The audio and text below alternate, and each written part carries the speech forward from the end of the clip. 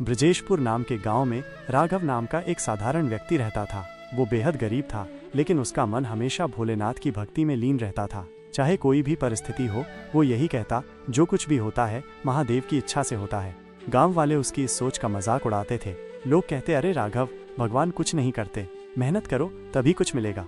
राघव सिर्फ मुस्कुराता और जवाब देता, महादेव की मर्जी के बिना पत्ता भी नहीं हिलता।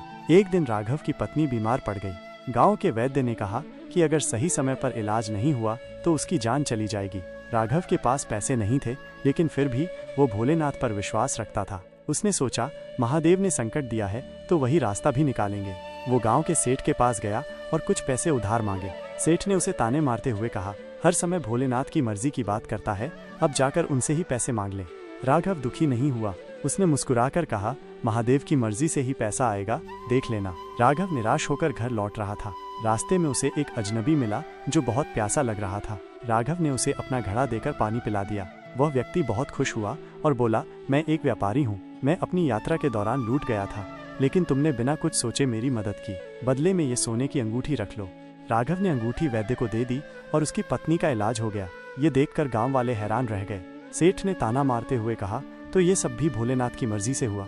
राघव ने मुस्कुराकर कहा, हाँ, अगर मैंने उस प्यासे को पानी न पिलाया होता तो ये नहीं होता, और अगर मेरी पत्नी बीमार न होती तो मुझे ये अवसर भी नहीं मिलता। महादेव जो करते हैं हमारी भलाई के लिए करते हैं। कुछ समय बाद गांव में अकाल पड़ गया। सेठ के पास बहुत सारा अनाज था, लेकिन वो महंगे दामों पर बेच रहा था।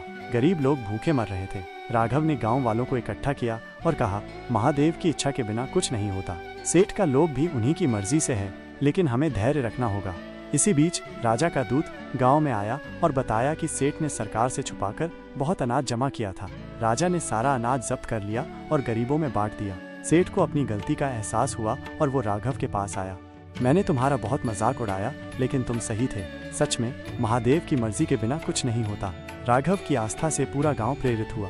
अब सभी मानने लगे कि भगवान शिव की कृपा के बिना कुछ भी संभव नहीं है। धीरे धीरे राघव का जीवन सुखी हो गया और वो हमेशा यही कहता रहा, हमारी सोच सीमित हो सकती है, लेकिन महादेव का न्याय असीमित है, बस उन पर विश्वास रखो।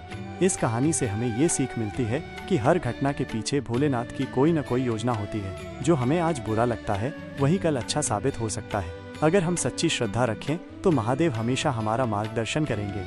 हर हर महादेव। दोस्तों, अगर आपको ये कहानी अच्छी लगी तो वीडियो लाइक करना और चैनल को सब्सक्राइब